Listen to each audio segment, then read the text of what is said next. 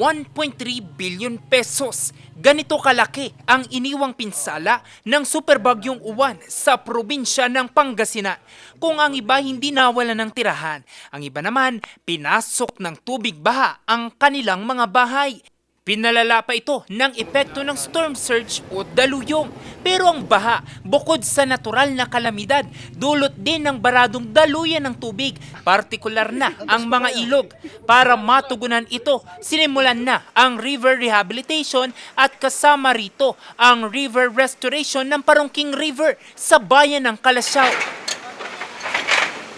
Malaking tulong ito para kay Ronaline at Parcela na residente ng Sitio Balani, Barangay Ambunao at Barangay San Miguel, Parungking. Baka hindi na po kami mababaha dahil siguro po pag talagang totally na malinis na po yung ilog, maganda na po yung agos ng tubig, tsaka magiging masaya po yung Barangay Balani. Ang galing-galing po ni Gaob, kaya magpapasalamat po kami ng marami maayos na po ang aming river.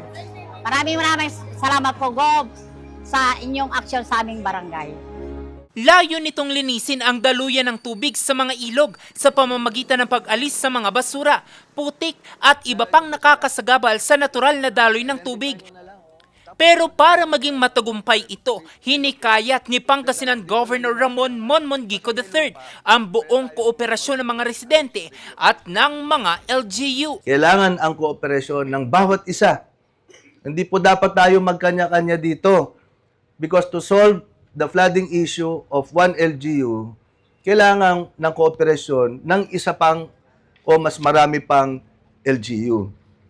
Ang ilog kasi din, wala pa po ang panahon ng ulan, wala pa po ang mga baha. Iniisip na po ng ating butihing governor na mahihirapan po tayong mga Pangasinense kung hindi po natin gagalawin ang ating ilog. Ito po, sabi niya po sa amin ni Vice Mayor Kevin, maghanap pa kayo ng problema at tutulungan po namin kayong solusyonan.